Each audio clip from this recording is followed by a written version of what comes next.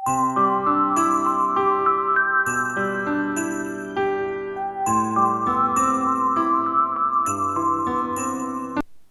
po sa lahat! Heto na mga suki! Dumating na ang takdang panahon para sa pagsundo sa napiling breed ng pusa ni Bunso.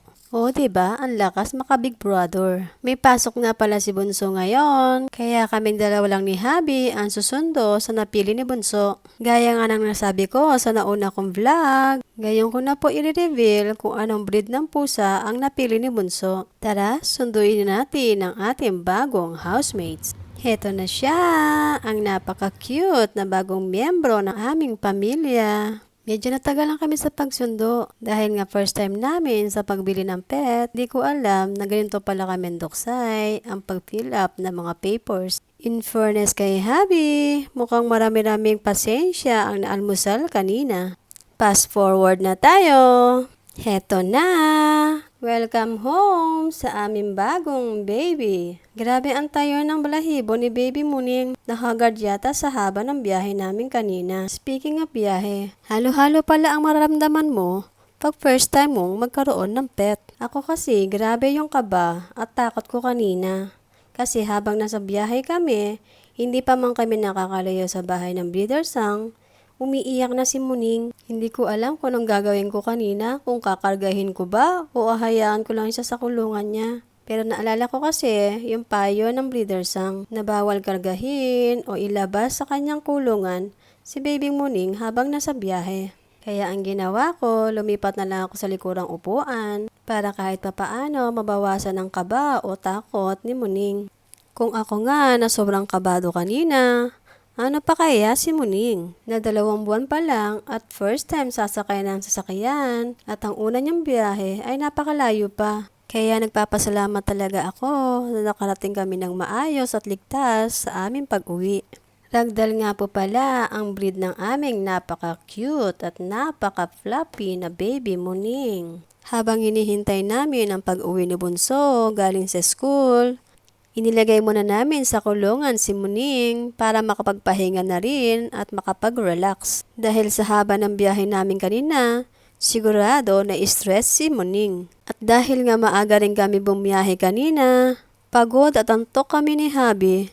Pero bago kami magpahinga, kakain muna kami ng lunch. Dahil late na kami nakaalis sa bahay ng breeder sang, bumili na lang kami ng pagkain namin sa convenience store para sa bahay na lang kami kakain. Sa mga may plano po pala na bumili ng pet na pusa o nagpaplano palang bumili, pwede niyo po akong i-message para ma-share ko po sa inyo ang info ng pinagbilihan namin kay Muning. Lilinawin ko lang po, wala po akong porsyento dito. Natuwa lang ako sa breeder sang na pinagbilhan namin kay Muning dahil magmula nung kinonfirm namin yung aming reservation, lagi siya nag-update sa amin. At 2 times a week naman siya nagsisend ng video para maging updated kami sa mga activities at improvement ni Muning. At ito pa ang nagustuhan namin sa service ng breeder sang na napili namin. Nag-message siya sa amin kung nakapili na ba kami ng pangalan para kay Muning. Para daw maumpisahan na niya ang pagtawag sa pangalan upang matandaan agad ito ni Muning para pagdating sa amin, hindi na kami mahihirapan sa pagtawag. O diba? Sino ba naman ang hindi matutuwa sa napakagandang service ng breeder sang na napili namin? Pagpasensyahan niyo na po ang boses ko. Medyo may damage lang po siya ngayon dahil sa dami ng ganap sa buhay. Malamang maraming makaka-relate sa akin dahil ang buhay natin dito sa Japan, laging busy. Pero ganun pa man, huwag po nating kalimutang mag-relax at mag-unwind paminsan-minsan. Sabi nga nila, enjoy life. Deserve mo yan. Naku, gutom na ang atsin nyo. Kaya kakain na muna kami. Enjoy nyo muna ang panonood kay Muning. Dahil iniwan ko muna ang cellphone ko upang maobserbahan ko ang first day ni Muning. Hanggang ngayon kasi kinakabahan pa rin ako. Sana maging okay si Muning sa pag-stay sa aming bahay. Bago ko nga po pala makalimutan, pasensya na po kung hindi ko po naisabay dito ang dog reveal dahil napakahaba po kasi ng video ni Muning. Pasensya na po talaga. Promise po, pagkatapos itong cat reveal, isusunod ko na po ang video ng dog reveal. Maraming salamat nga po pala sa mga nagtsatsagang manood ng vlog ko. Sana po patuloy niyo pa po akong suportahan. Hanggang dito na lang po muna. Maraming salamat po sa lahat. Kita-kits po ulit mamaya. Enjoy watching!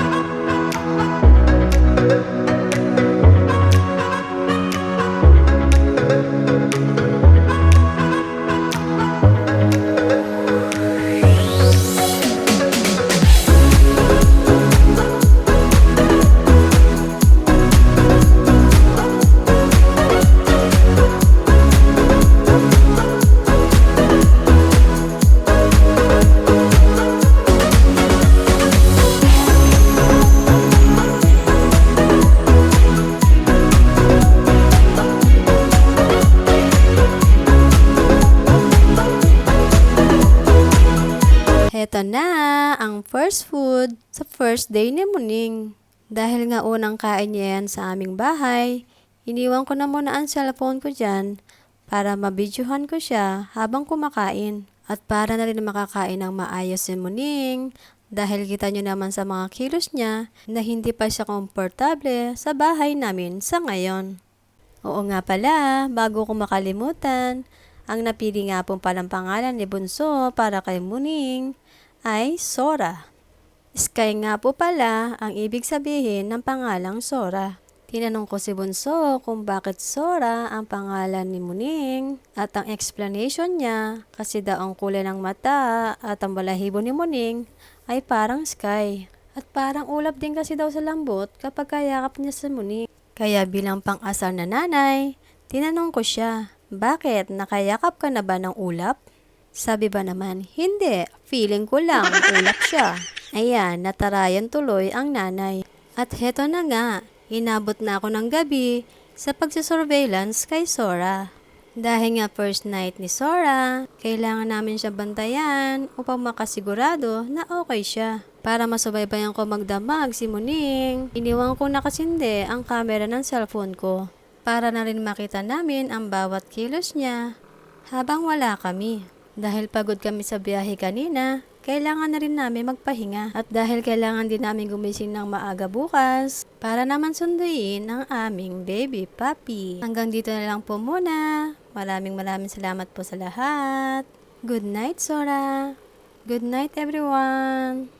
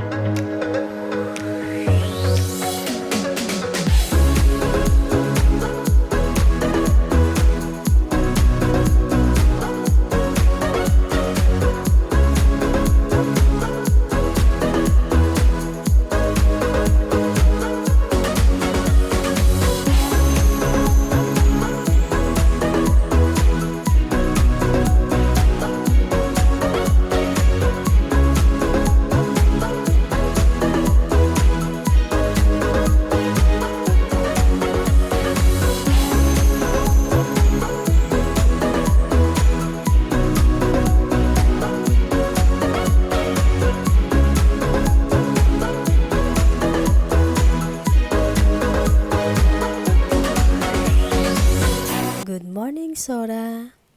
Pagising, check agad ng phone para malaman kung ano ang mga nangyari sa buong magdamag ni Sora. Masaya kami nung napanood namin ang video dahil alam namin na tagalan man, pero nakatulog din na mahimbing at mahaba-haba din ang oras na itinulog niya. Nag-alala kasi ako na baka kako hindi siya makatulog dahil nga sigurado maninibago siya sa bago niyang tirahan. Hay, salamat dahil sa unang umaga mo dito sa panibago mong bahay. Gengking-gengki ka.